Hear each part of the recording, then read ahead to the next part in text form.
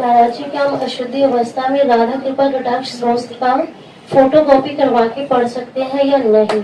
उसे याद हो गया हो तो आप चिंतन ऐसे कर सकते हैं, वगैरह ग्रंथ लेकर पढ़ना निषेध है। तो 3 दिन पवित्र दशा में भगवत चिंतन कर सकते हैं, जो पाठ याद है उसको सुमिरन कर सकते हैं। माला लेना, ठाकुर सेवा करना, रसोई बनाना, ग्रंथ पढ़ना, ये गृहस्थ धर्म में जो माता बहनें 3 दिन अपवित्र रहती हैं नहीं करना चाहिए। ऐसी शास्त्र मर्यादा है। फिर जैसा ठाकुर जी प्रेरित करें, शास्त्र मर्यादा है, ऐसा नहीं करना चाहिए। महाराज जी, जब हम अशुद्ध हैं और भगवान इतने शुद्ध हैं, उनको कोई चीज अशुद्ध नहीं कर सकती, तो फिर हमारी आप अपने आपे को भूल जाओ फिर कैसे? हाँ बस यही तो बात, इसीलिए तो कह रहे हैं नियम से चलोगी तो भूल जाओगी। नियम से चलोगी, बनाई हुई मर्यादा से चलोगी तो शरीर भान भूल जाओगी। और नियम अगर विपरीत दशा में चला गया तो शरीर भाव पुष्ट होता चला जाएगा।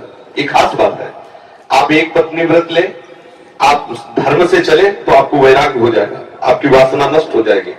दवा अगर नियम से खाओगे ना, रोग नष्ट हो जाएगा। और आप व्यभिचार करें, चाहे जितना करते चले जाए, आपकी वासना बढ़ती चली जाएगी, आपकी गंदगी बढ़ती चली जाएगी। ये नियम है वही चेष्टा। लेकिन एक पत्नी व्रत ले, धर्म पूर्वक चले तो आपको वैराग्य हो जाएगा। कितने ऐसे गृहस्थ हैं जो वैरागी हैं, पति पत्नी दोनों घर में रहते हुए भी ब्रह्मचर्य हैं। और कितने ऐसे कि देखो, बोले कितने साल, बोले 90 साल के। तो बोले क्या पूरा जीवन हो गया, खा बटोरते हैं कहां, वही के वही खड़े। सब सुलझने की बात है। तो इसलिए हम पहले शास्त्र आज्ञा पालन करें तो परम पवित्र प्रभु हैं और हम उनके परम पवित्र अंश हैं, ये बात समझ में आ जाएगी। और जो शरीर अपवित्र है उससे हमारा राग खत्म हो जाएगा। अभी शरीर अपवित्र है, शरीर अपवित्र है तो हमारा भाव भी अपवित्र है, क्योंकि हम शरीर से युक्त हैं।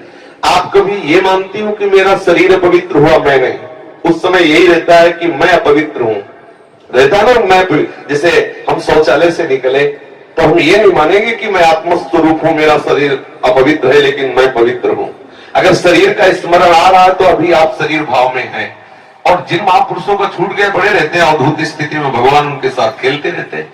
उस स्थिति तक पहुंचने के लिए हमें तर्क छोड़कर शास्त्र आज्ञा पालन करना पड़ेगा। शास्त्र की कृपा से, गुरु आज्ञा की कृपा से वो स्थिति आ जाती है जब शरीर भाव से ऊपर उठ गए, फिर क्या है, फिर तो कोई परेशानी नहीं।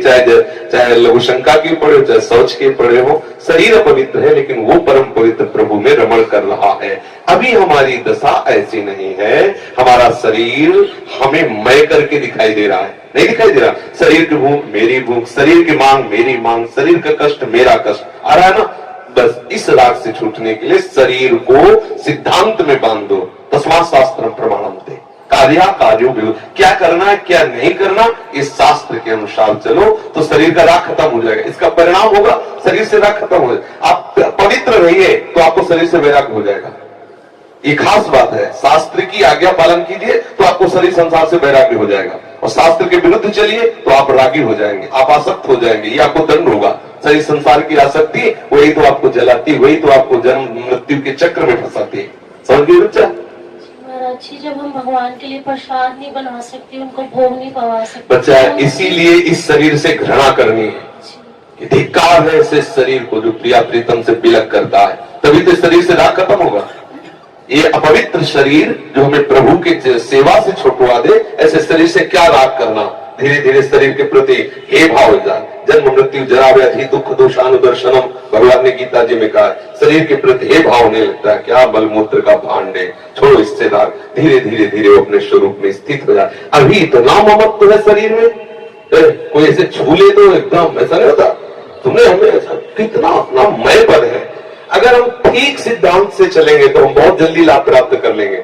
जहां हमारी स्थिति है, हम बात उसी स्थिति की करें तो हम बहुत जल्दी आगे बढ़ जाए। होता क्या, हम लोग बात करते हैं छत की, अभी बिल्कुल 100 हाथ गड्ढे में खड़े हैं। बात ये है, शरीर से हमारा संबंध बहुत घनिष्ठ हो चुका है। इतना हो चुका है कि शरीर से हम संबंध किए, ये शब्द भी गलत है। मैं ही शरीर हूं, ऐसा है। आप देख लो, कभी दर्पण में तिलक लगाते समय सोचा कि शरीर के मस्तक पर तिलक रचना कर रहे हैं? नहीं। मेरा तिलक कैसा है, यही तो आएगा ना। मेरा रूप कैसा है, मैं ठीक लग रही हूं, लग रहा हूं, ऐसी बातें आएंगी नहीं आएंगी।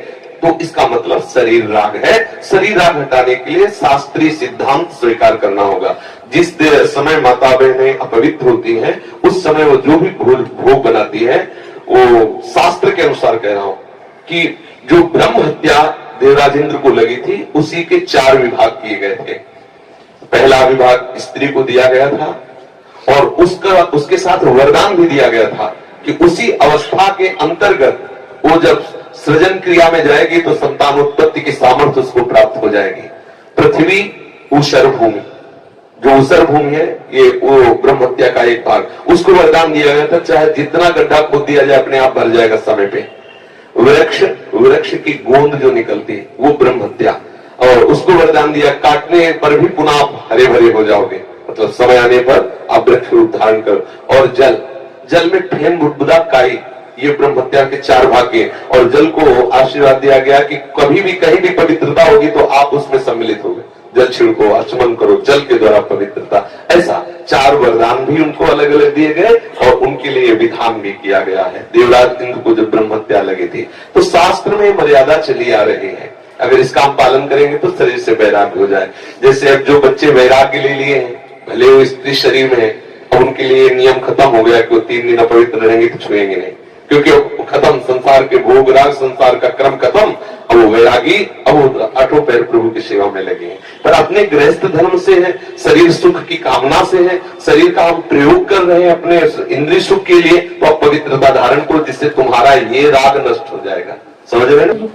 नाम जप तो कर सकते हैं आप। हम बता देते हैं, गृहस्थों को भी कह देते हैं कि आप मंत्र चिंतन भी कर सकते हैं, माला से नहीं, मंत्र चिंतन भी कर सकते हैं। स्नान किया, मंत्र चिंतन कर रहे हैं, पर अंदर हमारे जो चिंतन हो रहा, शरीर ही तो पवित्र है, हम बाहरी चेष्टा नहीं करेंगे। हम मानसिक ठाकुर सेवा भी कर सकते हैं, मानसिक पाठ भी कर सकते हैं। हमें 84 जी याद है तो हम ग्रंथ नहीं छुएंगे, ऐसे पदगान करेंगे, नाम कीर्तन करेंगे, ये सब हो सकता है। लेकिन प्रगट में जो शरीर द्वारा चेष्टा होनी है, तो फिर उस समय 3 दिनों तक ऐसा शास्त्रीय महापुरुषों का और संतों का आदेश है, तो हमें ऐसा पालन करना चाहिए।